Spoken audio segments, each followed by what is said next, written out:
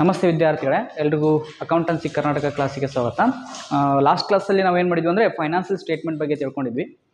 ಅದೇ ಫೈನಾನ್ಷಿಯಲ್ ಸ್ಟೇಟ್ಮೆಂಟಲ್ಲಿ ಮೀನಿಂಗ್ನ ಮತ್ತು ಡೆಫಿನೇಷನ್ನ ಲಾಸ್ಟ್ ಕ್ಲಾಸಲ್ಲಿ ತಿಳಿಸ್ಕೊಟ್ಟಿದ್ದೆ. ಸೊ ಈ ವಿಡಿಯೋನ ಯಾರು ನೋಡ್ತಾ ಇದ್ದಲ್ಲ ಅಂಥ ವಿದ್ಯಾರ್ಥಿಗಳು ಹಿಂದಿನ ವಿಡಿಯೋ ನೋಡಿದರೆ ಒಳ್ಳೆಯದು. ಯಾಕಂದರೆ ಈ ಒಂದು ಕಾನ್ಸೆಪ್ಟ್ ಅರ್ಥ ಆಗಬೇಕಾದ್ರೆ ಅದನ್ನು ಫಸ್ಟ್ ನೋಡ್ಕೊಳ್ಳಿ, ಆಮೇಲೆ ಮುಂದೆ ಹೋಗೋಣ. ಓಕೆ, ಸೊ ಎರಡನೇ ವಿಡಿಯೋ ಇದು.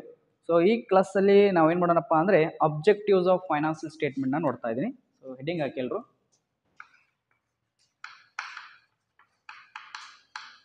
Objectives of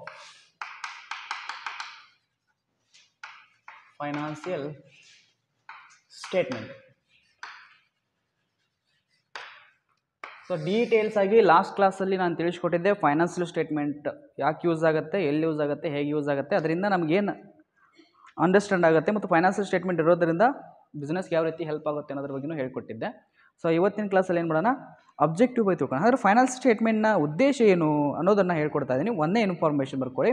to provide information about, so first objective to provide information about, to provide information about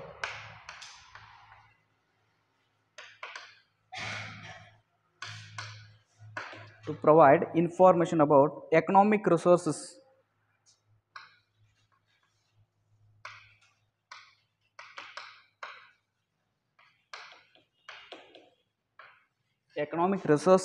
and obligation of business.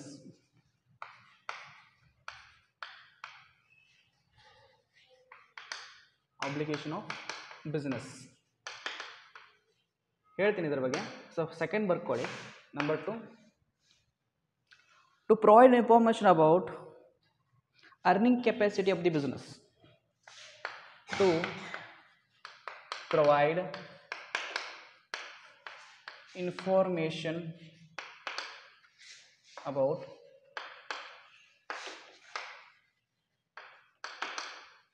Earning capacity of business. Just BS ಅಂತ ಅಷ್ಟೇ ಬರಿತೀನಿ, BS business. Number 3, very important, ಎಕ್ಸಾಮ್ಗೆ 2 ಮಾರ್ಕ್ಸ್ಗೆ ಕೇಳ್ತಾರೆ ಪ್ರತಿ ವರ್ಷ. ಇದು important ಆಗಿರೋದು ಕಾರಣಕ್ಕಾಗಿ ಹೇಳ್ತಾ ಇದ್ದೀನಿ, ಇಂಪಾರ್ಟೆಂಟ್ ಅಂತ ಬರ್ಕೊಳ್ಳಿ ಸೈಡ್ಗೆ. To provide information about cash flows. Number 3, to provide information about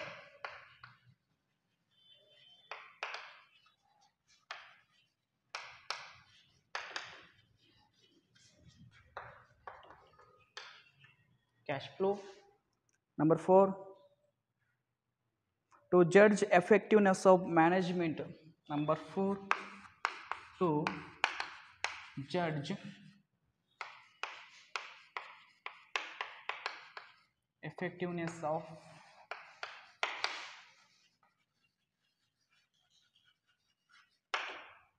ಇನ್ನೂ ತುಂಬ ಇದ್ದಾವೆ. ಸೊ ಸಾಕಿಷ್ಟೇ. ಸೊ 4 ಇನ್ಫಾರ್ಮೇಷನ್ನ ಮಾತನ್ನ ನಿಮ್ಗೆ ಹೇಳ್ಕೊಡ್ತಾ ಇದ್ದೀನಿ. ಟೋಟಲ್ 6 to 8 ಇದ್ದಾವೆ. ಸೊ ಅದೆಲ್ಲ ನಮಗೆ ಬೇಡ. ಸೊ 4 ಬೇಕಾಗಿರೋದು ಎಕ್ಸಾಮ್ಗೆ, ಅದಕ್ಕಾಗಿ 4 ಮಾತ್ರ ಇನ್ಫಾರ್ಮೇಷನ್ಗೆ ಹೇಳ್ಕೊಡ್ತಾ ಇದ್ದೀನಿ. ಎಲ್ಲರೂ ಬರ್ಕೊಂಡಿದ್ರೆ ನಾನು ಎಕ್ಸ್ಪ್ಲೈನ್ ಮಾಡ್ತೀನಿ. ಆಯಿತಾ? ಕಂಪ್ಲೀಟ್ ಆಯಿತಾ? ಸೊ ಹಾಗಾದರೆ ಫಸ್ಟ್ ಆಫ್ ಆಲ್ ನೋಡಿ, ಆಬ್ಜೆಕ್ಟಿವ್ಸ್ ಅಂದರೆ ಉದ್ದೇಶಗಳು. ಯಾವುದ್ರ ಉದ್ದೇಶನ ಹೇಳ್ತಾ ಇದ್ದೀನಿ, ಫೈನಾನ್ಷಿಯಲ್ ಸ್ಟೇಟ್ಮೆಂಟ್ನ ಉದ್ದೇಶ ಹೇಳ್ತಾ ಇದ್ದೀನಿ. ಸೊ ಫೈನಾನ್ಷಿಯಲ್ ಸ್ಟೇಟ್ಮೆಂಟ್ ಏನು ಮಾಡುತ್ತೆ ಅಂದರೆ ಟು ಪ್ರೊವೈಡ್ ಇನ್ಫಾರ್ಮೇಷನ್ ಅಬೌಟ್, ಯಾವುದ್ರ ಬಗ್ಗೆ ಇನ್ಫಾರ್ಮೇಷನ್ನ ಕೊಡುತ್ತೆ ಅಂದರೆ economic resources and obligation of business. ಬಿಸ್ನೆಸ್ಸಲ್ಲಿರುವಂಥ ಎಕನಾಮಿಕ್ ರಿಸೋರ್ಸಸ್ ಯಾವ ಬರ್ತವೆ, ಹಣಕಾಸಿನ ಸ್ಥಿತಿಗತಿಗಳು.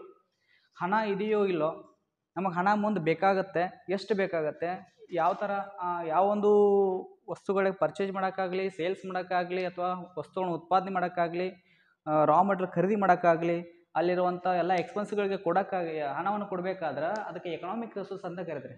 ಆರ್ಥಿಕ ಪರಿಸ್ಥಿತಿಯನ್ನು ನೋಡುತ್ತೆ. ಯಾವುದು? ಆರ್ಥಿಕ ಪರಿಸ್ಥಿತಿಯನ್ನು ಕಂಡುಹಿಡಿಯುತ್ತೆ. ಯಾವುದು? Financial statement. ಈ ಫೈನಾನ್ಷಿಯಲ್ ಸ್ಟೇಟ್ಮೆಂಟ್ನ ಪ್ರಿಪೇರ್ ಮಾಡೋದೇ ಆಗಿದ್ದರೆ ಅದೇನು ಕೊಡುತ್ತೆಪ್ಪ ಅಂದರೆ ನಮಗೆ ಇನ್ಫಾರ್ಮೇಷನ್ ಯಾವುದ್ರ ಬಗ್ಗೆ ಇನ್ಫಾರ್ಮೇಷನ್ ಕೊಡುತ್ತೆ, economic resources of the business. ಬಿಸ್ನೆಸ್ಸಲ್ಲಿರುವಂಥ ಎಕನಾಮಿಕ್ ರಿಸೋರ್ಸನ್ನ ನೋಡುತ್ತೆ. ಆಬ್ಲಿಗೇಷನ್ ಅಂದರೆ ನಮಗೆ ಏನು ಬೇಕು ಅದ್ರ ಬಗ್ಗೆನೂ ಹೇಳುತ್ತೆ. ಸೊ ನೆಕ್ಸ್ಟ್ ನೋಡೋಣ, to provide information about the earning capacity of business. ನಮ್ಮ ಬಿಸ್ನೆಸ್ ಪ್ರತಿ ವರ್ಷ ಎಷ್ಟು ಅರ್ನಿಂಗ್ ಮಾಡ್ತಾ ಇದೆ, ಅದು ಕೂಡ ಏನು ಮಾಡುತ್ತಪ್ಪ ಅಂದರೆ ಫೈನಾನ್ಷಿಯಲ್ ಸ್ಟೇಟ್ಮೆಂಟ್ ಹೇಳುತ್ತೆ. ನೋಡಿ ನಾವು ಬ್ಯಾಂಕ್ ಸ್ಟೇಟ್ಮೆಂಟ್ ನೋಡಿದರೆ ಗೊತ್ತಾಗುತ್ತೆ ಒಬ್ಬ ವ್ಯಕ್ತಿ ಎಷ್ಟು ದುಡಿತಾನೆ, ಅವ್ನು ಎಷ್ಟು ಅಮೌಂಟ್ ಬ್ಯಾಂಕಿಗೆ ಹಾಕ್ತಾ ಇದ್ದಾನೆ, ಎಷ್ಟು ಅಮೌಂಟ್ ಬ್ಯಾಂಕಿಂದ ತಗೊಳ್ತಾ ಇದ್ದಾನೆ. ಹೆಂಗೆ ಗೊತ್ತಾಗುತ್ತೆ?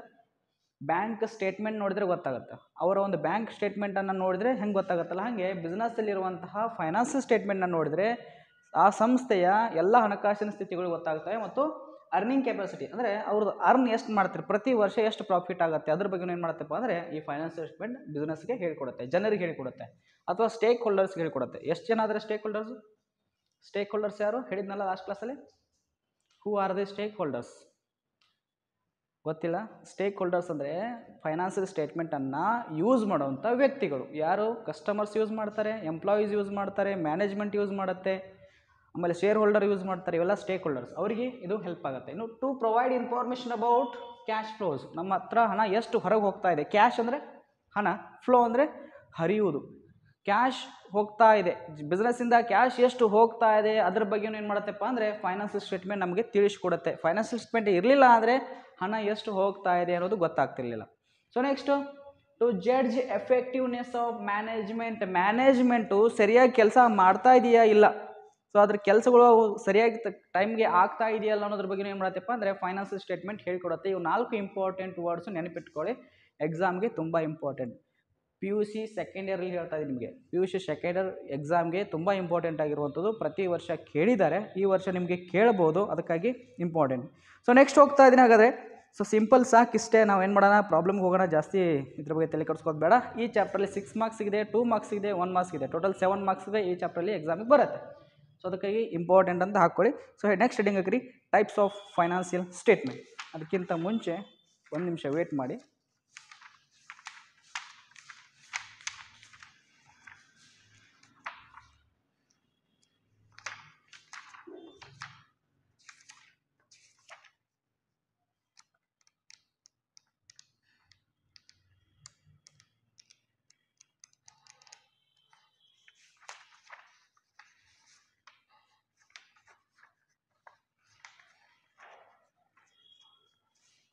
ಓಕೆ, ನೆಕ್ಸ್ಟ್ ಹೆಡಿಂಗ್ ಹಾಕಿರಿ types of financial statement.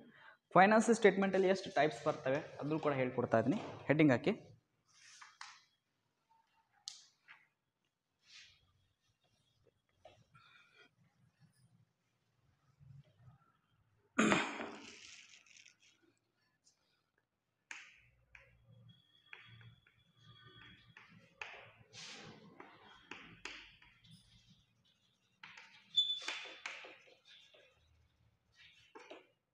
Types of financial statement, ಇದರಲ್ಲಿ 2 ಟೈಪ್ಸ್ ಬರ್ತವೆ. ಒಂದು ಇನ್ಕಮ್ ಸ್ಟೇಟ್ಮೆಂಟ್ ಅಂತ ಬರುತ್ತೆ, ಇನ್ಕಮ್ ಸ್ಟೇಟ್ಮೆಂಟು.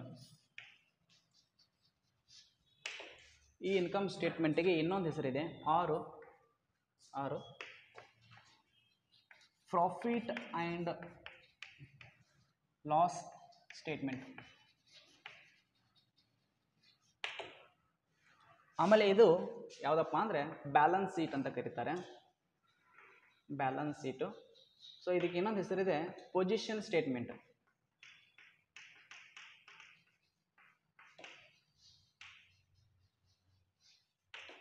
ಇದಕ್ಕೆ ಇನ್ನೊಂದು ಹೆಸರು ಪೊಸಿಷನ್ ಸ್ಟೇಟ್ಮೆಂಟ್ ಅಂತ ಕರೀತಾರೆ. ಸೊ 2 ಇಂಪಾರ್ಟೆಂಟು, 6 ಮಾರ್ಕ್ಸಿಗೆ ಬರುತ್ತೆ. ಇದು ಮಿಸ್ ಆದರೆ ಇದು ಬರುತ್ತೆ, ಇದು ಮಿಸ್ ಆದರೆ ಇದು ಬರುತ್ತೆ. 6 ಮಾರ್ಕ್ಸ್ಗೆ 2019ರಿಂದ ನಿಮ್ಗೆ ಏನು ಮಾಡಿದ್ದಾರೆ ಅಂದರೆ ಇದನ್ನು 6 ಮಾರ್ಕ್ಸಿಗೆ ಕೊಟ್ಟಿದ್ದರು. ಅದಕ್ಕಿಂತ ಮುಂಚೆ 2014, 15, 16, 17, 18 ಇಲ್ಲಿ ತನಕ ಇದು 12 ಮಾರ್ಕ್ಸಿಗೆ ಬರ್ತಾ ಇತ್ತು. ಸೊ 2019ಕ್ಕೆ ಬಂದ ತಕ್ಷಣ ಕ್ವಶನ್ ಪ್ಯಾಟರ್ನ್ ಚೇಂಜ್ ಆಯಿತು. ಅವಾಗಿಂದ ಏನು ಮಾಡ್ತಿದ್ದಾರೆ ಅಂದರೆ ಇದನ್ನಾದರೂ ಕೇಳ್ತಾರೆ, ಫಿಕ್ಸ್ ಕ್ವಶನ್ ಕಂಪಲ್ಸರಿ ಬರುತ್ತೆ, ತುಂಬ ಈಸಿ ಇದೆ. 6 ಮಾರ್ಕ್ಸ್ಗೆ ಆಲ್ಮೋಸ್ಟ್ 80% ಇದನ್ನು ಕೇಳ್ತಾರೆ, ಒಂದು 20% ಇದನ್ನು ಕೇಳ್ತಾರೆ. ಅಂದರೆ ಜಾಸ್ತಿ ಚಾನ್ಸಸ್ ಇರೋದು ಯಾವುದಪ್ಪ ಅಂದರೆ ಯಾವುದು, ಇನ್ಕಮ್ ಸ್ಟೇಟ್ಮೆಂಟ್. ಎಕ್ಸಾಮ್ಗೆ ಜಾಸ್ತಿ ಭಾಳ ಸರಿ ಕೇಳಿದ್ದು ಇದನ್ನೇ ಕೇಳಿದ್ದಾರೆ. ಸೊ ಇದನ್ನೇ ನೀವು ಬಿಡಿಸ್ಬೇಕಾಗತ್ತೆ, ಯಾಕಂತ ನಾನು ಆಮೇಲೆ ಹೇಳ್ತೀನಿ. ಸೊ ಇದನ್ನು ಎಲ್ಲಿ ಕೇಳ್ತಾರಪ್ಪ ಅಂದರೆ 12 ಮಾರ್ಕ್ಸ್ಗೆ ನೆಕ್ಸ್ಟ್ ಚಾಪ್ಟ್ರಲ್ಲಿ ಕೇಳ್ತಾರೆ. ಸೊ ಈಗ ಹೇಳ್ತಾ ಇದ್ದೀನಿ, ಅಂಡರ್ಸ್ಟ್ಯಾಂಡ್ ಮಾಡ್ಕೊಳ್ಳಿ. ಈ ಚಾಪ್ಟರ್ನ ಯಾರು ಸಿಸ್ಟಮ್ಯಾಟಿಕ್ಕಾಗಿ ಅರ್ಥ ಮಾಡ್ಕೊಳ್ತಿರಲ್ಲ, 100 ಮಾರ್ಕ್ಸ್ ಪ್ರಾಬ್ಲಮ್ಮು ಕೂಡ ನಿಮ್ಗೆ ನೆಕ್ಸ್ಟ್ ಚಾಪ್ಟ್ರಲ್ಲಿ ಬರುತ್ತೆ, ಅಲ್ಲೂ ಕೂಡ ಇದು ಯೂಸ್ ಆಗುತ್ತೆ. ಸೊ ಇದು next chapter, next chapter ratio analysis ಅಂತ ಬರುತ್ತೆ, ಅಲ್ಲಿವರೆಗೂ ಈ ಚಾಪ್ಟರ್ ಕಂಟಿನ್ಯೂ ಆಗುತ್ತೆ. ಒಂದು ಚಾಪ್ಟರ್ನ ಏನು ಮಾಡಿದ್ದಾರೆ, 3 ಭಾಗ ಮಾಡಿದ್ದಾರೆ ಅಂತ ಅರ್ಥ ಮಾಡ್ಕೊಳ್ಳಿ. 1ನೇ ಭಾಗ ಏನು ಮಾಡಿದ್ದಾರೆ, ಫೈನಾನ್ಷಿಯಲ್ ಸ್ಟೇಟ್ಮೆಂಟ್ ಅಂತ ಮಾಡಿದರೆ, 2ನೇದು ಫೈನಾನ್ಷಿಯಲ್ ಸ್ಟೇಟ್ಮೆಂಟ್ ಅನಾಲಿಸಿಸು, 3ನೇದು ರೇಷಿಯೋ ಅನಾಲಿಸಿಸ್ ಅಂತ 3 ಕಾನ್ಸೆಪ್ಟನ್ನು ಮಾಡಿದ್ದಾರೆ. ಸೊ ಫಸ್ಟ್ ಕಾನ್ಸೆಪ್ಟ್ ಕಲಿತಾ ಇದ್ದೀವಿ ಫೈನಾನ್ಷಿಯಲ್ ಸ್ಟೇಟ್ಮೆಂಟ್ ಬಗ್ಗೆ. ಸೊ ಇಲ್ಲಿನ ನೀವೇನು ಮಾಡಬೇಕು, ಒಂದು ಹೋಮ್ವರ್ಕ್ನ ಕೊಡ್ತೀನಿ, ನಾಳೆ ಬರಬೇಕಾದ್ರೆ ಹೋಮ್ವರ್ಕ್ನ ಬರ್ಕೊಂಬನ್ನಿ. ಓಕೆ, ಬರ್ಕೊಳ್ಳಿ.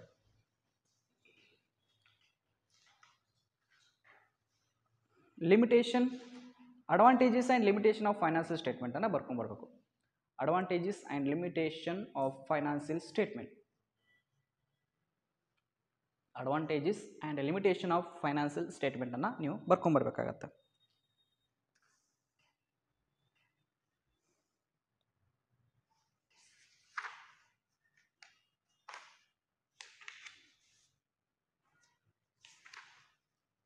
ಇನ್ನೊಂದು ಹೋಮ್ವರ್ಕ್ ಬರ್ಕೊಳ್ಳಿ, stakeholders of financial statement.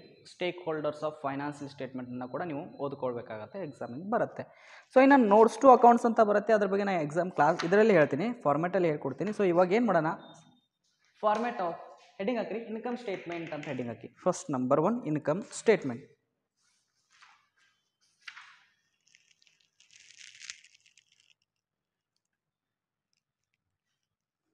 ಬರ್ಕೊಳ್ಳಿ, ಇನ್ಕಮ್ ಸ್ಟೇಟ್ಮೆಂಟ್ ಹೆಡ್ಡಿಂಗ್ ಹಾಕಿ. ಫಸ್ಟ್ ನಂಬರ್ 1 ಇನ್ಕಮ್ ಸ್ಟೇಟ್ಮೆಂಟ್ ಬಗ್ಗೆ ಹೇಳ್ಕೊಡ್ತಾ ಇದ್ದೀನಿ 6 ಮಾರ್ಕ್ಸ್ಗೆ. ಇದನ್ನೆಲ್ಲ ಕ್ಲೀನ್ ಮಾಡ್ಕೊಂಡ್ಬಿಡು ಮಾಡಿ. ಸೊ ಇದನ್ನು ಹೆಡ್ಡಿಂಗ್ ಹಾಕೊಂಡ್ಬಿಡಿ, ಇನ್ಕಮ್ ಸ್ಟೇಟ್ಮೆಂಟ್ ಅಂತ ಹೆಡ್ಡಿಂಗ್ ಹಾಕಿದ್ರಾ? ಸೊ ಸ್ಟಾರ್ಟ್ ಮಾಡೋಣ. ಹಾಗಾದರೆ ಇವತ್ತಿನ ಕ್ಲಾಸಲ್ಲಿ ಇನ್ಕಮ್ ಸ್ಟೇಟ್ಮೆಂಟು ಒಂದು ಪ್ರಾಬ್ಲಮ್ನ 2 ಪ್ರಾಬ್ಲಮ್ನ ಸಾಲ್ವ್ ಮಾಡ್ತೀನಿ. ಆಮೇಲೆ ಬ್ಯಾಲೆನ್ಸ್ ಇಟ್ಟು ಬೇಡ, ಇವತ್ತೆಲ್ಲ ಪೂರ್ತಿ ಇನ್ಕಮ್ ಸ್ಟೇಟ್ಮೆಂಟ್ ಹೇಳ್ಕೊಡ್ತೀನಿ. Okay, 2 hour. Okay, income statement. Income statement is the accounting report. Important, 2 ಮಾರ್ಕ್ಸಿಗೆ ಬರ್ಬೋದು. Income statement is the accounting report. Income statement is the accounting report which summarizes income statement is the accounting report which summarizes the revenues revenues and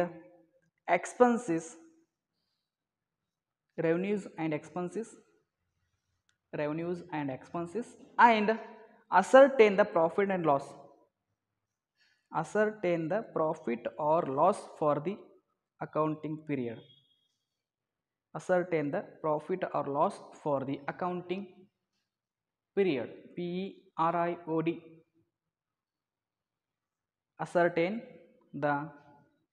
ಅಂದ್ರೆ ಒಂದೇ, find out ಅಂದ್ರೆ ಒಂದೇ. Ascertain the profit or loss for the accounting period.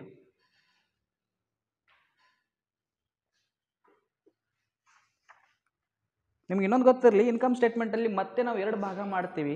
So first P U ಸಿಯಲ್ಲಿ ಹೇಳಿದ್ದೆ, ಒಂದು trading account, ಇನ್ನೊಂದು profit and loss account ಅಂತ ಬರ್ತಾ ಇತ್ತು. ಸೊ ಅದು ಹಳೆಯ ಮೆಥಡು, ಸೊ ಅದನ್ನೆಲ್ಲ ತಲೆ ಕೆಡಿಸ್ಕೋಬೇಡಿ. ಇವಾಗ ಸಿಂಪಲಾಗಿ ಏನು ಮಾಡೋಣ, ಇನ್ಕಮ್ ಸ್ಟೇಟ್ಮೆಂಟ್ ಬಗ್ಗೆನೇ ತಿಳ್ಕೊಳ್ಳೋಣ. ಇನ್ಕಮ್ ಸ್ಟೇಟ್ಮೆಂಟ್ ಅಂದರೆ ಏನಂತ ಹೇಳ್ತಾರೆ ನೋಡಿ, ಸಿಂಪಲಾಗಿ ಎಕ್ಸ್ಪ್ಲೇನ್ ಮಾಡ್ತೀನಿ. Income statement is the accounting report. ಇದೊಂದು ರಿಪೋರ್ಟ್. ಅಕೌಂಟಿಂಗ್ ರಿಪೋರ್ಟ್ಸಲ್ಲಿ 7 ರಿಪೋರ್ಟ್ಸ್ ಇದ್ದಾವೆ. ಎಷ್ಟಿದ್ದಾವೆ?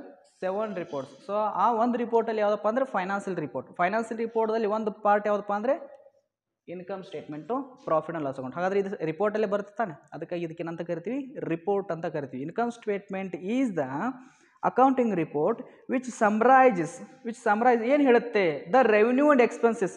ಏನನ್ನ ಸಮ್ರೈಸ್ ಮಾಡುತ್ತೆ, ಏನನ್ನ ಹೇಳಿಕೊಡುತ್ತೆ ಅಂದರೆ ರೆವಿನ್ಯೂ ಮತ್ತು ಎಕ್ಸ್ಪೆನ್ಸಸ್ ಬಗ್ಗೆ ತಿಳಿಸ್ಕೊಡುತ್ತೆ. ಮುಂದೆ ನೋಡಿ ಏನು ಕೊಟ್ಟಿದ್ದಾರೆ ಅಂದರೆ ಆ್ಯಂಡ್ ಅಸರ್ಟೇನ್. ಇದು ಏನನ್ನ ಕಂಡು ಹಿಡಿಯುತ್ತೆ ಅಂದರೆ ಮೇನ್ ವರ್ಡ್ ಎಕ್ಸಾಮ್ ನೀವು ಮೀನಿಂಗಲ್ಲಿ ಇದನ್ನು ಮೆನ್ಷನ್ ಮಾಡಲೇಬೇಕು. ಏನನ್ನ ಬಿಡ್ತೀರಾ ಗೊತ್ತಿಲ್ಲ, ಆದರೆ ನೆನಪಿಟ್ಟುಕೊಳ್ಳಿ. ಅಸರ್ಟೇನ್ ಅಂದರೆ find out. To find out the profit or loss for a specific accounting period. So income statement ಅನ್ನೋದೊಂದು ಸ್ಟೇಟ್ಮೆಂಟು ಇದೇನನ್ನ ಕಂಡು ಹಿಡಿತಪ್ಪ ಅಂದರೆ to find out the profit or loss for the accounting period. ಒಂದು ಅಕೌಂಟಿಂಗ್ ಪೀರಿಯಡಲ್ಲಿರುವಂಥ profit ಮತ್ತು ಲಾಸ್ಗಳನ್ನು ಇದು ಕಂಡು ಹಿಡಿಯುತ್ತೆ. Main objectives of income statement ಏನು? To find out profit or loss. ಇದರ ಮೇನ್ ಮುಖ್ಯ ಉದ್ದೇಶ ಏನು? ಇನ್ಕಮ್ ಸ್ಟೇಟ್ಮೆಂಟ್ನ ಕಂಡು ಹಿಡಿಯೋಕೆ ನಾವು ಏನು ಈ ಇಂಟೆನ್ಷನ್ ಹೇಳಿ ನೋಡೋಣ. To find out profit or loss. ಇಷ್ಟು ನಿಮ್ಮ ತಲೆಯಲ್ಲಿ ಇರಬೇಕು ಯಾವಾಗಲೂ. ಕಾಮರ್ಸ್ ವಿದ್ಯಾರ್ಥಿಗಳು ನೆನ್ಪಿಟ್ಟುಕೊಳ್ಳಿ, ಇದು ಎಲ್ಲ ಕಡೆಯೂ ಬರುತ್ತೆ. ನೀವು BComಗೆ ಹೋಗಿ, MComಗೆ ಹೋಗಿ, MSc ಬೇಡ, BCA ಎಲ್ಲ ಹೋಗಿ. ಸೊ ಎಲ್ಲೇ ಹೋದರೂ ಫೈನಾನ್ಷಿಯಲ್ ಸ್ಟೇಟ್ಮೆಂಟ್ ಬಂದೇ ಬರುತ್ತೆ ಒಂದು ಕಾನ್ಸೆಪ್ಟು. ಅದರಲ್ಲಿ ಏನಂತ ಬರುತ್ತೆ, ಫೈನಾನ್ಷಿಯಲ್ ಸ್ಟೇಟ್ಮೆಂಟ್ ಇನ್ಕಮ್ ಸ್ಟೇಟ್ಮೆಂಟ್ ಬರುತ್ತೆ. ಇನ್ಕಮ್ ಸ್ಟೇಟ್ಮೆಂಟ್ನ ಮುಖ್ಯ ಉದ್ದೇಶ ಏನಪ್ಪ ಅಂದರೆ to find out profit or loss for the business for accounting year ಅಂತ ಇರುತ್ತೆ. ಸೊ ನೆಕ್ಸ್ಟ್ ಹೋಗ್ತಾ ಇದ್ದೀನಿ. ಫಾರ್ಮೆಟ್ ಆಫ್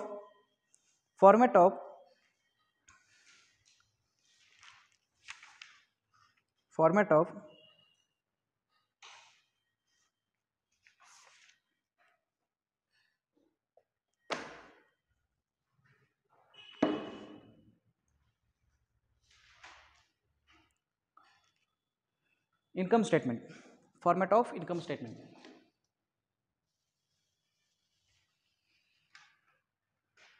ಬೇಸಿಕ್ ಇದೆ, ಇನ್ನೊಂದು ಸ್ವಲ್ಪ ಥಿಯರಿ ಇದೆ, ಆಮೇಲೆ ಹೇಳೋಣ. ಸೊ ಫಸ್ಟ್ ಹೆಡ್ಡಿಂಗ್ ಹಾಕೊಳ್ಳಿ, ಇನ್ಕಮ್ ಸ್ಟೇಟ್ಮೆಂಟ್ ಫಾರ್ಮೆಟ್.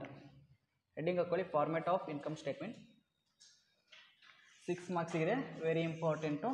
ಮತ್ತು ಈ ಕಾನ್ಸೆಪ್ಟನ್ನ ಯಾರು ಅರ್ಥ ಮಾಡ್ಕೊಳ್ತೀರಲ್ಲ, ಸೊ ನೆಕ್ಸ್ಟ್ ಕಾನ್ಸೆಪ್ಟಿಗೂ ಇದೇ ಬರುತ್ತೆ. ನೆಕ್ಸ್ಟು ಚಾಪ್ಟ್ರಲ್ಲೂ ಕೂಡ ಈ ಕಾನ್ಸೆಪ್ಟು ಕಂಟಿನ್ಯೂ ಆಗುತ್ತೆ. ಸೊ ಕ್ಲೀನಾಗಿ ಅರ್ಥ ಮಾಡ್ಕೊಳ್ಳೋದಕ್ಕೆ.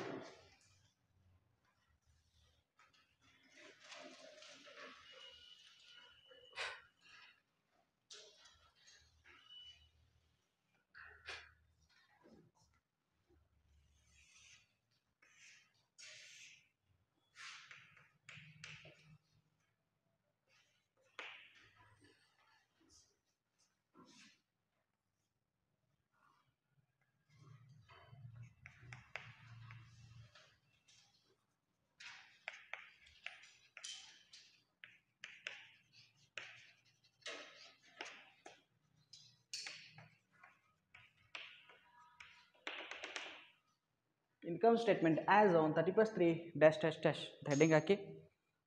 ಸೊ ಫಸ್ಟ್ ಆಫ್ ಆಲ್ ಏನು ಬರುತ್ತೆ ಅಂದರೆ, ಇಲ್ಲಿ ರೋಮನ್ ಅಂಕಿ ನಂಬರ್ 1 ಹಾಕಿ. ಸೊ ನಂಬರ್ 1 ಹಾಕಿ, ಇಲ್ಲಿ ಏನು ಹಾಕಬೇಕಂದ್ರೆ ಇನ್ಕಮ್ಸ್ ಅಂತ ಹೆಡ್ಡಿಂಗ್ ಹಾಕಬೇಕು.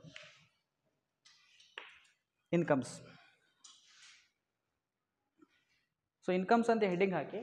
ನೆಕ್ಸ್ಟ್ ಇದರಲ್ಲಿ ಫಸ್ಟ್ ಆಪ್ಷನ್ ಯಾವ್ದು ಬರುತ್ತೆಪ್ಪ ಅಂದರೆ ನಂಬರ್ 1, ಒಂದೆಲ್ಲ ಬೇಡ,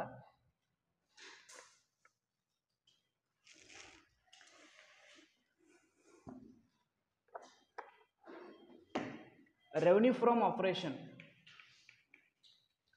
ರೆವೆನ್ಯೂ ಫ್ರಮ್ ಆಪರೇಷನ್.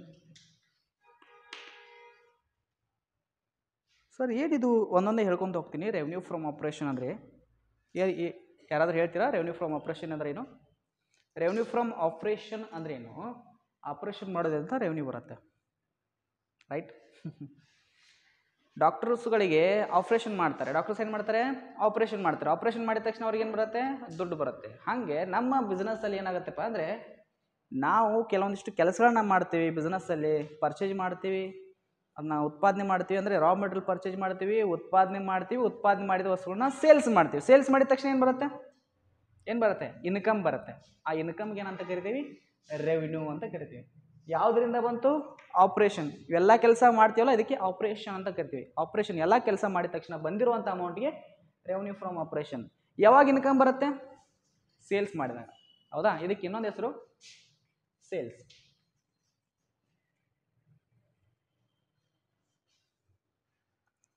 ಹಾಗಾದರೆ ಸೇಲ್ಸಲ್ಲಿ ಏನನ್ನ ಮೈನಸ್ ಮಾಡ್ತೀವಿ? ಸೇಲ್ಸ್ ರಿಟರ್ನ್ನ ಮೈನಸ್ ಮಾಡ್ತೀವಿ. ನೆನಪಿಟ್ಟುಕೊಳ್ಳಿ, ಈ ಸೇಲ್ಸಲ್ಲಿ ಏನು ರಿಟರ್ನ್ ಆಗುತ್ತೆ? ಸೇಲ್ಸ್ ರಿಟರ್ನ್ ಅಂತ ಬರುತ್ತೆ. ರೆವೆನ್ಯೂ ಫ್ರಮ್ ಆಪ್ರೇಷನ್ನು ನೆಟ್ ಅಂತ ಇರುತ್ತೆ, ರೆವೆನ್ಯೂ ಫ್ರಮ್ ಆಪ್ರೇಷನ್ನು ಗ್ರಾಸ್ ಅಂತಲೂ ಇರುತ್ತೆ. ಸೊ ನಮಗೆ ಗ್ರಾಸ್ ಬಗ್ಗೆ ತಲೆ ಕೆಡಿಸ್ಕೊಬೇಡಿ, ಜಸ್ಟ್ ರೆವೆನ್ಯೂ ಫ್ರಮ್ ಆಪ್ರೇಷನ್ನು. ಇಲ್ಲಿ ನೆಕ್ಸ್ಟು ಅದರ್ ಇನ್ಕಮ್ಸ್ ಅಂತ ಬರುತ್ತೆ. Other income. ಇಷ್ಟಾದರೆ ಏನು ಮಾಡಬೇಕು? ಈ ಥರ 2 ಲೈನ್ ಹಾಕ್ಬಿಡಿ. ಇಷ್ಟೇ, ಮುಗೀತು.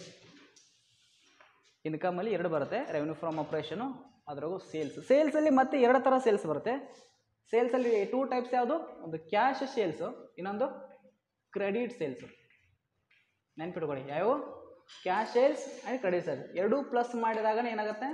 ಸೇಲ್ಸ್ ಆಗುತ್ತೆ. ಅದೇ ರೀತಿ ಪರ್ಚೇಜ್ಗಳು ಕೂಡ 2, ಒಂದು ಕ್ಯಾಶ್ ಪರ್ಚೇಜ್, ಇನ್ನೊಂದು ಕ್ರೆಡಿಟ್ ಪರ್ಚೇಜ್. 2 ಪ್ಲಸ್ ಮಾಡಿದರೆ ಟೋಟಲ್ ಪರ್ಚೇಜ್ ಆಗುತ್ತೆ. ಇದು ಕೂಡ ನಿಮ್ಮ ನೆನಪಲ್ಲಿ, ಯಾಕಂದರೆ ಕ್ವಶನ್ ಬ್ಯಾಂಕಲ್ಲಿ ಒಂದು ಪ್ರಾಬ್ಲಮ್ ಕೊಟ್ಟಿದ್ದಾರೆ, ಪ್ರಾಬ್ಲಮ್ ನಂಬರ್ 2 ಇದೆ. ಸೊ ಅದಕ್ಕಾಗಿ ಆ ಪ್ರಾಬ್ಲಮಲ್ಲಿ ಬಂದಾಗ ಕನ್ಫ್ಯೂಸ್ ಆಗಬೇಡಿ. ಸೊ ನಾನು ನೆಕ್ಸ್ಟ್ ಹೇಳ್ತಾ ಇದ್ದೀನಿ. ಸೊ ಆಯ್ತಲ್ಲ? ಸೊ ಇವೆರಡು ಕೂಡಿಸಿದಾಗ ಎಷ್ಟಾಗುತ್ತೆ? ಫಾರ್ ಎಕ್ಸಾಂಪಲ್ ನೋಟ್ಸ್ ಇದಕ್ಕಿರಲ್ಲ.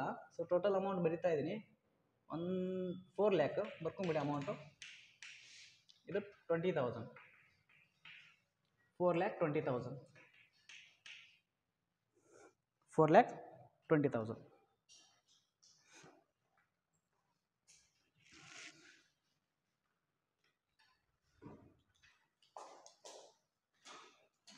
ಸೊ ಫಸ್ಟ್ ಆಫ್ ಆಲ್ ಇನ್ಕಮಲ್ಲಿ ರೆವೆನ್ಯೂ ಫ್ರಮ್ ಆಪರೇಷನ್, ಅದರೊಳಗೆ ಅದರ್ ಇನ್ಕಮ್ಸ್ ಅಂತ ತೊಗೊಂಡ್ವಿ. ಇದನ್ನು 2 ಟೋಟಲ್ ಮಾಡಿದರೆ ಏನಂತ ಕರಿತೀವಿ ಅಂದರೆ ಟೋಟಲ್ ಇನ್ಕಮ್. ಇದಕ್ಕೆ ಎ ಅಂತ ಕರಿಬೇಕು. Total income A. ಇನ್ನು ಇನ್ಕಮಲ್ಲಿ ಏನು ಮೈನಸ್ ಮಾಡಬೇಕಾಗತ್ತೆ, ಯಾರು ಹೇಳ್ತೀರಾ? ಎಕ್ಸ್ಪೆನ್ಸಸ್ನ ಮೈನಸ್ ಮಾಡಬೇಕಾಗತ್ತೆ. ಎಕ್ಸ್ಪೆನ್ಸಸ್ ಮೈನಸ್ ಮಾಡಿದರೆ ಬಂದಂಥ ಅಮೌಂಟ್ಗೆ ನಾವು ನೆಟ್ ಪ್ರಾಫಿಟ್ ಅಂತ ಕರಿತೀವಿ ಅಥವಾ ನೆಟ್ ಲಾಸ್ ಅಂತ ಕರಿತೀವಿ. ಸೊ ಇಲ್ಲಿ ನಂಬರ್ ಟು ಏನಾಗುತ್ತೆ, ಇಲ್ಲಿ ಇನ್ಕಮ್ ಆದರೆ ಏನಾಗುತ್ತೆ, ಲೆಸ್ ಏನು ಬರಿಬೇಕು, ಎಕ್ಸ್ಪೆನ್ಸಸ್ನ ಬರಿಬೇಕು. ಲೆಸ್ ಎಕ್ಸ್ಪೆನ್ಸಸ್ ಏನು ಬರುತ್ತೆ ಅಂದರೆ cost of material consumed,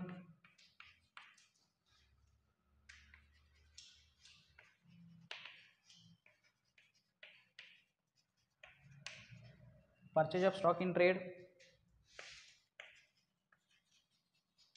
purchase of stock in trade,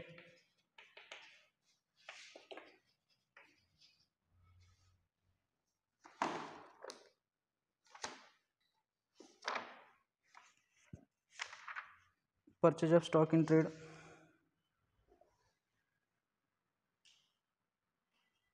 cost of goods sold,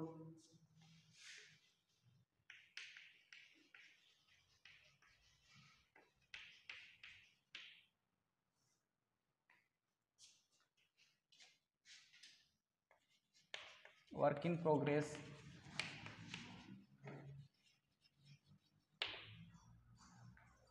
work in progress,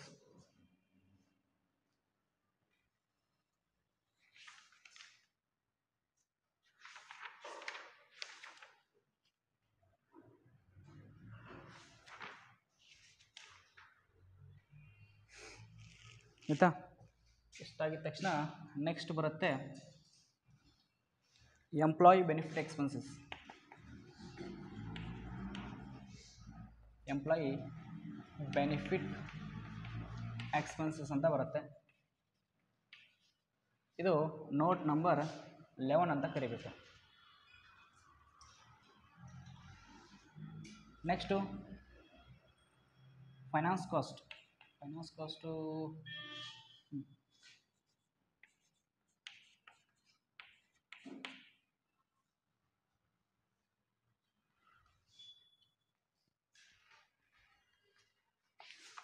ಒಂದು ನಿಮಿಷ ವೇಟ್ ಮಾಡಿ.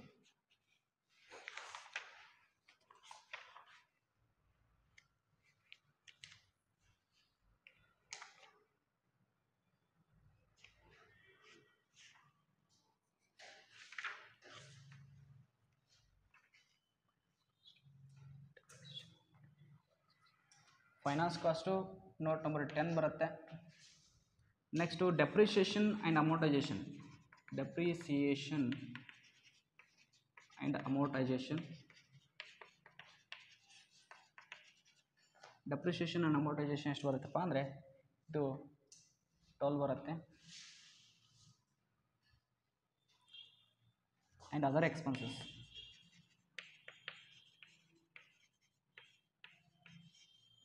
ಅದರ್ ಎಕ್ಸ್ಪೆನ್ಸಸ್ಸು ಇದು 13 ಬರುತ್ತೆ.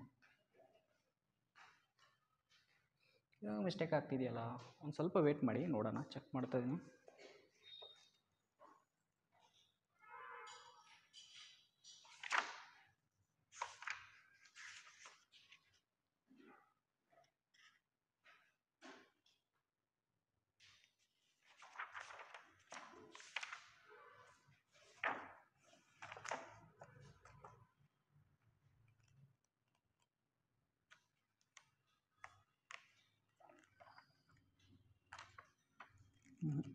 ಈ ಪುಸ್ತಕದಲ್ಲಿಲ್ಲ.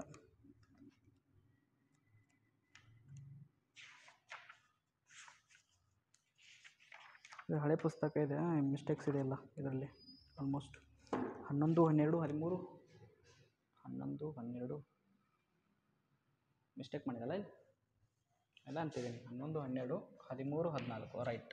11, 12, 13, 14 ಎಂಪ್ಲಾಯ್ ಬೆನಿಫಿಟ್ ಎಕ್ಸ್ಪೆನ್ಸ್ ಬರುತ್ತೆ. ಎರಡನೇದು ಫೈನಾನ್ಸ್ ಕಾಸ್ಟ್ ಬರುತ್ತೆ. ಮೂರನೇದು ಡೆಪ್ರಿಷಿಯೇಷನ್ ಆ್ಯಂಡ್ ಅಮೋರ್ಟೈಜೇಷನ್ ಬರುತ್ತೆ. ನಾಲ್ಕನೇದು ಅದರ್ ಎಕ್ಸ್ಪೆನ್ಸಸ್ ಬರುತ್ತೆ. ರೈಟ್ ಇದೆ, ಬರ್ಕೊಳ್ಳಿ. ಏನಾದರೂ ಹಂಗೆ ಮಿಸ್ಟೇಕ್ ಇತ್ತಂದರೆ ನೆಕ್ಸ್ಟ್ ವಿಡಿಯೋದಲ್ಲಿ ಹೇಳ್ಕೊಡ್ತೀನಿ. ಓಕೆ, ಇದಕ್ಕೇನು ಅನ್ಬೇಕಂದ್ರೆ ಇದಕ್ಕೆ ಅಮೌಂಟ್ಗಳು ಬರ್ಕೊಂಬಿಡಿ. ಕಾಸ್ಟ್ ಆಫ್ ಮಟೀರಿಯಲ್ ಕನ್ಸ್ಯೂಮ್ಡ್ ಒಂದು 30,000 ಇದೆ, ಅರ್ಥ ಮಾಡ್ಕೊಳ್ಳಿ. ಸಿಂಪಲ್ ಒಂದು ಫಾರ್ಮೇಟ್ ಹೇಳ್ಕೊಡ್ತೀನಿ. Purchase of stock in trade ಒಂದು 20,000 ಇದೆ. ಸೊ ಅದಾಗಿದ ತಕ್ಷಣ ಕಾಸ್ಟ್ ಆಫ್ ಗೂಡ್ಸ್ ಸೋಲ್ಡು 10,000 ಇದೆ. ಅದೇ ರೀತಿ ವರ್ಕ್ ಇನ್ ಪ್ರೋಗ್ರೆಸ್ ಒಂದು 5,000 ಇದೆ. ನೆಕ್ಸ್ಟು ಎಂಪ್ಲಾಯ್ ಬೆನಿಫಿಟ್ ಎಕ್ಸ್ಪೆನ್ಸಸ್ ಅಂತ ಬರುತ್ತೆ, ಒಂದು 25,000 ತೊಗೋಣ. ಫೈನಾನ್ಸ್ ಕಾಸ್ಟ್ 10,000 ತೊಗೊಳ್ಳೋಣ. ನೆಕ್ಸ್ಟು ಡೆಪ್ರಿಷಿಯೇಷನ್ ಆ್ಯಂಡ್ ಅಮೌಂಟೈಜೇಷನ್ 12,000 ತೊಗೊಳ್ಳೋಣ. ಇದು 18,000 ತೊಗೊಳ್ಳೋಣ. ಸೊ ಟೋಟಲ್ ಮಾಡಿ, ಇವೆಲ್ಲ ಟೋಟಲ್ ಮಾಡಿದಾಗ ಎಷ್ಟು ಬರುತ್ತೆ, ಅದಕ್ಕೆ ನಾವು ಟೋಟಲ್ ಎಕ್ಸ್ಪೆನ್ಸಿಸ್ ಅಂತ ಕರಿತೀವಿ. Total expenses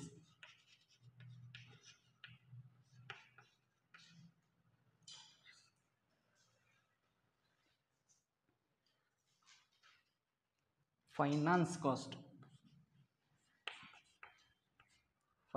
cost. ಓಕೆ, ಇಲ್ಲಿ 1,30,000. ಇವಾಗ ಏನು ಮಾಡಬೇಕಪ್ಪ ಅಂದರೆ, ಸೊ ಎ ಮೈನಸ್ ಬಿ ಮಾಡಬೇಕು. ಎ ಮೈನಸ್ ಬಿ ಮಾಡಿದಾಗ ಬರುವಂಥ ಆನ್ಸರಿಗೆ ನಾವು ಏನಂತ ಕರಿತೀವಿ, ಅರ್ನಿಂಗ್ ಬಿಫೋರ್ ಇನ್ಕಮ್ ಟ್ಯಾಕ್ಸ್ ಅಂತ ಕರಿತೀವಿ. ಇಲ್ಲೇನು ಮಾಡ್ಬೇಕಂದ್ರೆ profit before income tax. Profit before tax ಅಂದ್ರೆ ನಡೆಯುತ್ತೆ. Profit before tax equal to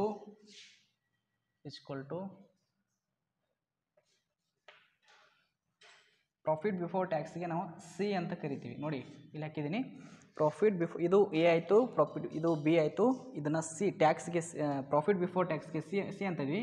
C equal to A minus B.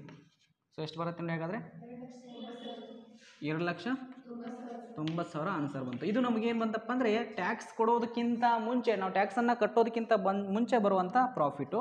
ಇನ್ನು ಇದ್ರ ಮೇಲೆ ಟ್ಯಾಕ್ಸ್ ತೆಗಿಬೇಕು. ಎಷ್ಟಿರುತ್ತೆ ಟ್ಯಾಕ್ಸು? ಪ್ರತಿ ವರ್ಷ 30% ಇರುತ್ತೆ. Less tax. ಓಕೆ, ಟ್ಯಾಕ್ಸನ್ನು ಕಂಡುಹಿಡಿಬೇಕಾದ್ರೆ ಏನು ಸೂತ್ರ ಇರುತ್ತೆ ನೋಡಿ, ಬಂದಂಥ PBIT ಮೇಲೆ 2,90,000 ಇಂಟು 30 ಡಿವೈಡೆಡ್ ಬೈ 100 ಮಾಡಬೇಕು. ಎಷ್ಟು ಬರುತ್ತೆ ಆನ್ಸರ್ ಹೇಳಿ.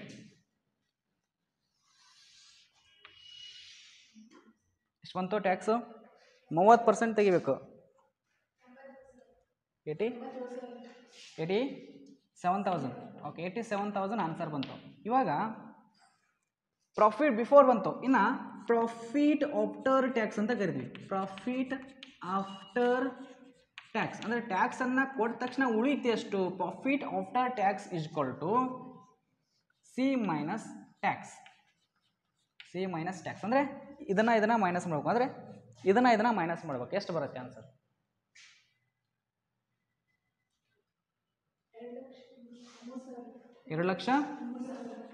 2,03,000 ಆನ್ಸರ್. ಇಷ್ಟು ಕಂಡು ಹಿಡಿದ್ರೆ ನಿಮಗೆ 6 ಮಾರ್ಕ್ಸ್ ಬರುತ್ತೆ. ಇಷ್ಟೇ ಇರುತ್ತೆ ಎಕ್ಸಾಮ್ಗೆ. ಇಷ್ಟೆಲ್ಲ ಕೊಡಲ್ಲ ಅವರು, ಇದರಲ್ಲಿ 1 ಕೊಡ್ತಾರೆ, ಇದರಲ್ಲಿ 2 ಕೊಡ್ತಾರೆ. ಸೊ 1, 2 ಎಲ್ಲ ಕೂಡಿಸಿ ಮೈನಸ್ ಮಾಡಿದಾಗ ಭಾಳ ಆದರೆ ಒಂದು 7 ರಿಂದ 8 ಲೈನ್ ಆಗುತ್ತೆ. ಒಂದು 5 ಐಟಮ್ಸ್ ಕೊಡ್ತಾರೆ ಅಷ್ಟೇ. 5 ಐಟಮ್ಸ್ನ ಕಂಡು ಹಿಡಿದ್ರೆ ಮುಗೀತು. ಸೊ ಎಲ್ಲ ಹೇಳಿದ್ರಿ ಸರ್, ಇದ್ರ ಬಗ್ಗೆ ಹೇಳಲಿಲ್ಲ ನಮಗೆ. ಕಾಸ್ಟ್ ಆಫ್ ಮಟೀರಿಯಲ್ ಕನ್ಸ್ಯೂಮ್ಡ್ ಅಂದ್ರೆ ಏನು? ವಸ್ತುಗಳನ್ನು ಫಸ್ಟ್ ಬರ್ಕೊಳ್ಳಿ, ಹೇಳ್ತೀನಿ ನಾನು.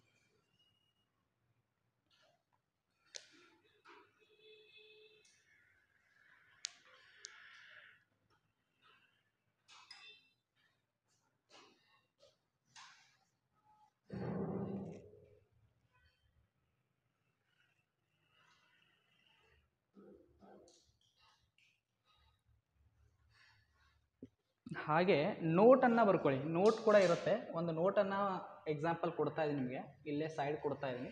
ಈ ಥರ ಒಂದು ನೋಟನ್ನು ಕೂಡ ಹಾಕಿ, ಸೇಮ್ ಅದೇ ಥರ ಇರುತ್ತೆ, ಚೇಂಜಸ್ ಏನೂ ಇರೋಲ್ಲ. ಜಸ್ಟ್ ಒಂದು ನೋಟ್ ಹೇಳಿಕೊಡ್ತಾ ಇದ್ದೀನಿ ಅಷ್ಟೇ.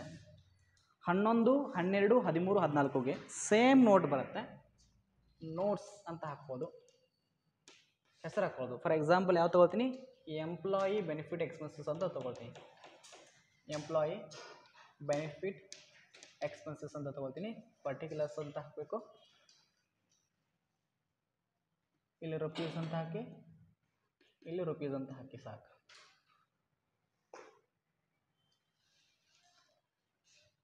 ಈ ಥರ ನೋಟ್ಸ್ ಅಂತ ಇರುತ್ತೆ.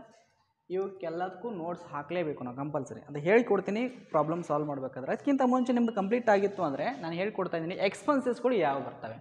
ಕಾಸ್ಟ್ ಆಫ್ ಮಟೀರಿಯಲ್ ಕನ್ಸ್ಯೂಮ್ಡ್ ಅಂದರೆ, ಸೊ ಇಲ್ಲಿ ಏನೇನು ಮಟೀರಿಯಲ್ಸ್ಗಳನ್ನ ತರಬೇಕಾದ್ರೆ, ರಾ ಮಟೀರಿಯಲನ್ನು ಜನರಿಂದ ತರಬೇಕಾದ್ರೆ ಏನೇನು ಕಾಸ್ಟ್ ಬರ್ತವೆ. ಕಾಸ್ಟ್ ಅಂದರೆ ಖರ್ಚುಗಳು ಅಂತ ಕರಿತೀವಿ. ಸೊ ಕಾಸ್ಟ್ ನೋಡಿ, ಒಂದು ಮಟೀರಿಯಲ್ನ ಅಲ್ಲಿಂದ ಇಲ್ಲಿ ತರಬೇಕಾದ್ರೆ ಡೀಸೆಲ್ ಖರ್ಚು ಕೊಡಬೇಕಾ,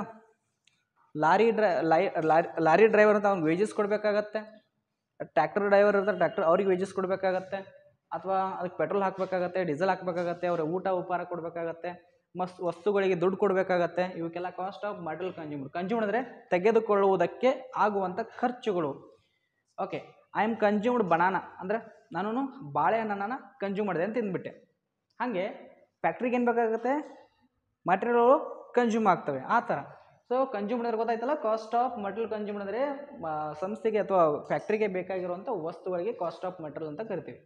purchase of stock in trade, ಸ್ಟಾಕ್ಗಳನ್ನು ತಂದಿರ್ತಾರೆ, ಇದು ಕೂಡ ಸೇಮ್, ಇದು same meaning. Purchase of stock in trade. Next cost of goods sold, cost of ವಸ್ತುಗಳನ್ನ ಮಾರಾಟ ಮಾಡಬೇಕಾಗಿರುವಂಥ ಕಾಸ್ಟ್ಗಳು, ಕಾಸ್ಟ್ ಆಫ್ ಗೂಡ್ಸ್ ಸೋಲ್ಡ್ ಬರುತ್ತೆ. ಆಮೇಲೆ ವರ್ಕ್ ಇನ್ ಪ್ರೋಗ್ರೆಸ್ ಅಂತ ಬರುತ್ತೆ. ಇನ್ನೂ ವಸ್ತುಗಳು ಪರ್ಚೇಸ್ ಮಾಡಿದ್ವಿ, ಇನ್ನೂ ಏನು ಮಾಡ್ತಿದ್ದೀವಿ, ಅದನ್ನು ಪ್ರೋಗ್ರೆಸ್ಸಲ್ಲಿ ಇಟ್ಟಿದ್ದೀವಿ, ಇನ್ನೂ ಸೇಲ್ ಮಾಡಿಲ್ಲ, ಅವು ಇನ್ನೂ ನಮ್ಮಲ್ಲಿ ಇದ್ದಾವೆ, ಅವಕ್ಕೆ ಸ್ಟಾಕ್ ಇನ್ ಟ್ರೇಡ್ ಅಂತ, ವರ್ಕ್ ಇನ್ ಪ್ರೋಗ್ರೆಸ್ ಅಂತ ಕರಿತೀವಿ.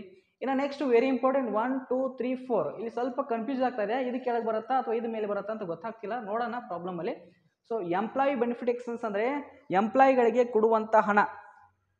ಎಂಪ್ಲಾಯಿಗಳಿಗೆ ಏನೇನು ಕೊಡ್ತೀವಿ, ಸ್ಯಾಲ್ರಿ ಕೊಡ್ತೀವಿ, 1 ವೇಜಸ್ ಕೊಡ್ತೀವಿ, 2 ಮತ್ತೇನು ಕೊಡ್ತೀವಿ, ಅವರಿಗೆ ಲೀವ್ ಎನ್ಕ್ಯಾಶ್ಮೆಂಟ್ ಕೊಡ್ತೀವಿ.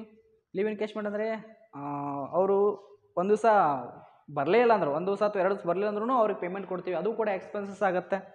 ಆಮೇಲೆ ಅವರಿಗೆ ಕೆಲವೊಂದಿಷ್ಟು ಬೋನಸ್ಗಳನ್ನ ಕೊಡ್ತೀವಿ, ಕೆಲವೊಂದಿಷ್ಟು ಗಿಫ್ಟ್ಗಳನ್ನ ಕೊಡ್ತೀವಿ, ಎಂಟರ್ಟೈನ್ಮೆಂಟ್ ಎಕ್ಸ್ಪೆನ್ಸ್ ಅಂತ ಬರುತ್ತೆ, ಇವೆಲ್ಲ ಎಂಪ್ಲಾಯ್ ಬೆನಿಫಿಟ್ ಎಕ್ಸ್ಪೆನ್ಸಲ್ಲಿ ಬರುತ್ತೆ. ಸೊ ಅದನ್ನು ನಾನು ನೆಕ್ಸ್ಟ್ ಕ್ಲಾಸಲ್ಲಿ ಬರ್ಸ್ಕೊಡ್ತೀನಿ ನಿಮಗೆ. ಸೊ ಇಷ್ಟೇ ಇವತ್ತಿನ ಕ್ಲಾಸಲ್ಲಿ ಸಾಕು. ಸೊ ಫಾರ್ಮೇಟನ್ನು ಇದ್ರ ಬಗ್ಗೆ ನೋಡಿ, 1 2 3 ಮತ್ತು 4 ಇವು 4ದ್ರ ಬಗ್ಗೆ ನೆಕ್ಸ್ಟ್ ಕ್ಲಾಸಲ್ಲಿ ನಿಮ್ಗೆ ಏನು ಮಾಡ್ತೇನೆ ಅಂದರೆ ತಿಳಿಸ್ಕೊಡ್ತಾ ಇದ್ದೀನಿ ಅಂತ ಹೇಳ್ತಾ ಇವತ್ತಿನ ಕ್ಲಾಸ್ನಲ್ಲಿಗೆ ಕ್ಲೋಸ್ ಮಾಡ್ತೇನೆ.